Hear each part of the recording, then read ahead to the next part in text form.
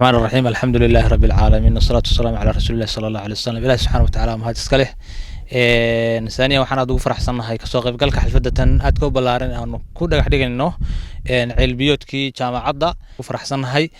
waxaan u mahad celinaynaa guddiga halkan ku hawlan oo ay maaragtay hormuudka ka yihiin gabdhaha deegaanku iyo qurba joogta caawinaysa mashruucan aad ka u tirada badan aad baan ugu mahad celinay waxaan sidoo kale loo baahan yahay jaamacadda in lagu barto badda oo cilmiyo badan iyo waxyaalo badan aan dareemayno oo istiraatiijiyada jaamacadda ka mid ah buuceelkan ka mid yahay marka goolka ugu weyn baa wuxuu yahay in ceelkan maamulka codsigooda nala ku tixgeliyo biyahaasna dadka fog oo miyiga ka imaanaya magaaladii oo go'day daraadeed in dadka miyiga ka imaanayo hadda aad arkaysaan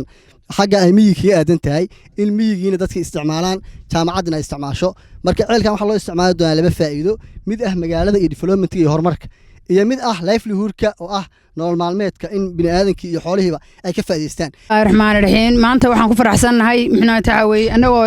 cilbiyood naloo hirgelinayo doonayna codsanayna jaamac ummadda kalena waxaan leeyahay ka soo qayb gala imaada maxnaa wadankiina wax u qabta wadankiina dhista ilaahay hadduu idmo maxnaa wax badan baa faa'iidaha laga heli doonaa qofkii awal hurdada ka kaco qofkii awal ka shaqeynayay hiiga hala sii kaco waxaan aad ugu ducaynaynaa ugu hambalyeeynaa dadka reer Jiriiban ama gobolka Mudug ama Soomaaliyeed oo horumarka ka qayb qaadanaya maanta ka socda degmada Jiriiban waxaan ka ogeysiinayaa gurigoodii mashaariicaha ka socda jaamacadda waa ogtihiin way muuqataa wataas waxaan idin sheegaynaa degmada Jiriiban waxa hadda maanta aan dhagax dhignay ceel biyood oo aan ka codsanayno hay'adda khayriga iyo walaalahayo oo dhammaantood aan gaarsiinayno ceelkaas inay si degdeg ah noo soo gaarsiiyaan awalna aanu in badan halka uga warbixiyo anigu degmada Jiriiban sanadeedan dhow dad baa caqli la'aanay maalka joogan wuxuu dhamaanaya caq